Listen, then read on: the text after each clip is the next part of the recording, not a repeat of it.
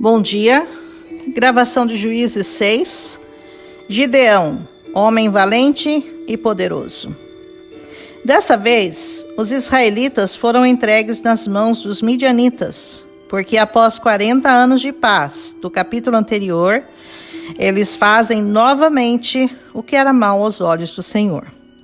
E sofreram a tal ponto que, para se esconderem e poderem sobreviver, foram morar em covas, cavernas e fortalezas. E toda vez que eles semeavam algo, os midianitas, os amalequitas e até mesmo os povos do Oriente vinham contra eles e destruíam tudo, deixando-os sem sustento. Versículos 2, 3 e 4. Eles subiam em multidão contra Israel, como se fossem gafanhotos montados em seus camelos, deixando Israel extremamente empobrecido. Versículo 6. Então, o esperado acontece. Sempre que se viam nesse estado, clamavam ao Senhor, que os lembrava por meio de um profeta de tudo que já havia feito por eles, tirando-os do Egito e das mãos de todos os opressores deles, e lhes dando aquelas terras, e dizendo-lhes que não temessem os deuses dos amorreus, mas que eles não deram ouvidos à voz do Senhor. Versículos 8, 9 e 10. E veio então um anjo do Senhor e se assentou debaixo de um carvalho em Ofra, pertencente a Joás, o Abiesrita, e seu filho Gideão, que debulhava trigo no lagar para escondê-lo dos midianitas. Versículo 11.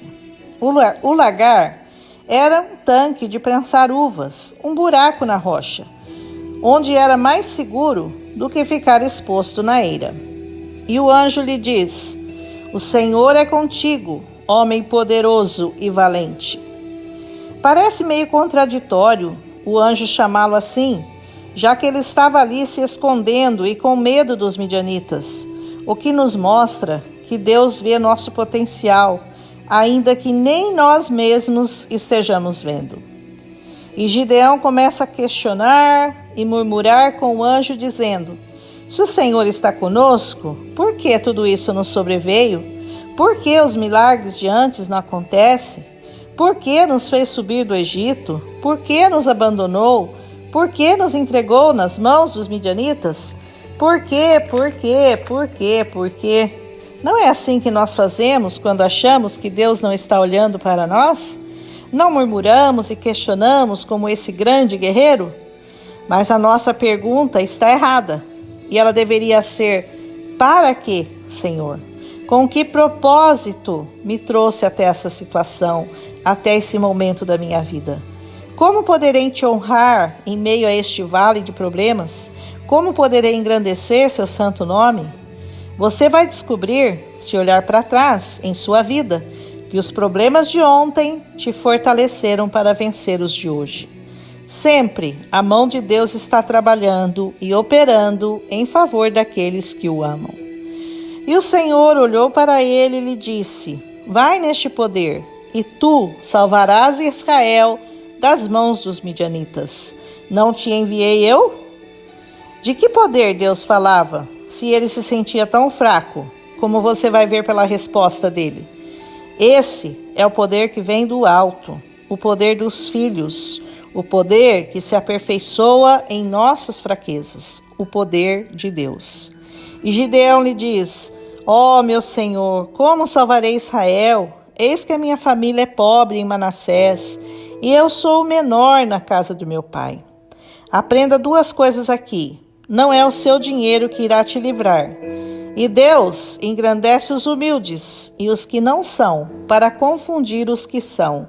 1 Coríntios 1, 27 a 29. E o Senhor diz a Gideão: Certamente estarei contigo, e tu ferirás os medianitas como se fossem um só homem. Versículo 15. Perceba que a resposta de Deus é como se ele dissesse: Eu sei de tudo, eu sei que você é fraco, eu sei que você não pode, mas sou eu que estarei com você, e sou eu que vou fazer. Para mim, um exército é como se fosse um só homem, ou seja, nada. E Gideão, ainda desconfiado, pede um sinal a Deus. Que se fosse ele mesmo que estava falando com ele, que esperasse ali, que ele logo retornaria. Versículo 18. E ele foi preparar um cabrito com bolos sem fermento, um efa de farinha, carne crua e uma panela. Versículo 19. E o anjo lhe diz: põe tudo aqui. E estendendo a ponta da vara, tocou na carne e nos bolos, e subiu fogo do céu e consumiu tudo. E o Senhor retirou-se da presença dele. Versículos 21. E Gideão, quando viu que era um anjo mesmo, disse: ai de mim, o Senhor Deus, porque eu vi um anjo do Senhor face a face. E o Senhor lhe disse: paz seja contigo, não temais, não morrerás. Versículo 23. Esse paz seja contigo, se vocês se lembram, é a mesma forma que Jesus se apresentou aos discípulos quando eles ficaram temerosos e ele entrou ali onde eles estavam confinados após a morte dele. Voltando ao nosso capítulo. Ali Gideão edificou um altar e chamou aquele lugar de Jeová Shalom. Esse altar, construído por Gideão em Dera, no início da sua missão, contrasta grandemente com o manto sacerdotal idólatra que ele colocou ali no final da sua vida. Nós vamos ver isso no capítulo 8, versículo 27. Meu irmão, não é porque você viu o anjo do Senhor que nunca mais vai pecar, viu? Aquele que está em pé, cuide para que não caia, diz a palavra. Bom, mas voltando à história, diz que o Senhor pede a ele para sacrificar um novilho de 7 anos de idade e que o colocasse abaixo ao altar de Baal, que seu pai tinha, e cortasse o arvoredo que estava junto dele. Ou seja, antes do Senhor lhe dar a vitória, tinha que confrontar a idolatria dentro de sua própria família. O arvoredo representava uma árvore estilizada que representava Azerá, a deusa da fertilidade e esposa de Baal. A madeira do arvoredo deveria ser usada para queimar o sacrifício oferecido. Por que eu não gosto e não faço árvores de Natal? Essa passagem, para mim e outras, acho que respondem à sua pergunta. E também serve para mostrar que a madeira serviria de combustível para alimentar o fogo, ressaltando a loucura de se adorar um pedaço de madeira. Leia Isaías 44:19. Gideão obedece a Deus e reúne 10 homens para fazer o sacrifício. Mas ele faz isso à noite, temendo represálias da casa de seu pai. Versículo 27. E de manhã, quando aqueles homens se levantaram, viram o altar de Baal demolido e a árvore queimada e o novilho ofertado no altar. Versículo 28. E eles se enfureceram quando descobriram que fora Gideão e quiseram matá-lo. Versículos 29 e 30. Porém Joás, seu pai, disse: se Baal é Deus, ele que se defenda por si mesmo e o mate. Versículo 31. Por isso, o nome de Gideão foi mudado por eles para Jerubaal, que quer dizer que Baal contenda. O fato de Gideão continuar vivo só mostrava que Baal não era capaz de se defender e defender a sua honra. Toma essa, falso Deus. Então, os midianitas, os amalequitas e os filhos do Oriente se reúnem contra eles e acampam no vale de Jezreel. Versículo 33. Porém, o Espírito do Senhor veio sobre Abiezer, que se reúne com Gideão para ajudá-lo. Versículo 34.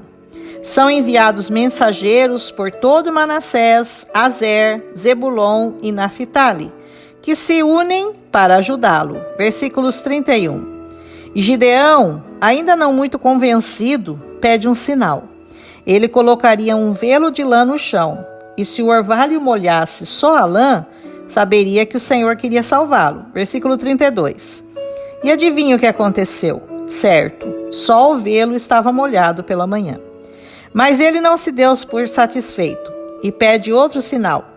Porei o velo seco de novo, e que de manhã haja orvalho em todo o solo, menos na lã. Versículo 39. E naquela manhã, é claro, tudo estava molhado ao redor, mas a lã estava sequinha. Versículo 40. Quantos sinais você vai precisar para saber que o Senhor é Deus sobre todos? Quantos sinais ainda irá pedir para entender que quando o Senhor fala, Ele cumpre? Quantos sinais, além dos milhares descritos nesta palavra, você terá que testemunhar para se render de uma vez por todas a este Deus? Ah, meu irmão, se essa palavra linda não te convencer e não te fizer se render a Ele, lamento te informar que o Senhor não poderá cuidar de suas causas. Vou lembrá-lo de novo, que sem fé é impossível agradar a Deus. Hebreus 11:6. Então, não peça sinais e maravilhas. O maior sinal e a maior maravilha do Senhor em nossas vidas é essa metanoia, essa transformação, esse amor que Ele coloca em nós pela sua palavra. Amém? Seja convencido e convertido ao Senhor hoje. Se não o recebeu ainda, receba-o. Se está desviado, volte-se de novo ao Senhor, que terá misericórdia de nós. Amém? Corre então, os midianitas virão contra você, os amalequitas também, os do Oriente também. Não espere até amanhã, o dia do Senhor é hoje. Vai nessa sua força, Gideão de Deus. Um abraço e até o próximo capítulo de Juízes, em Cristo Jesus.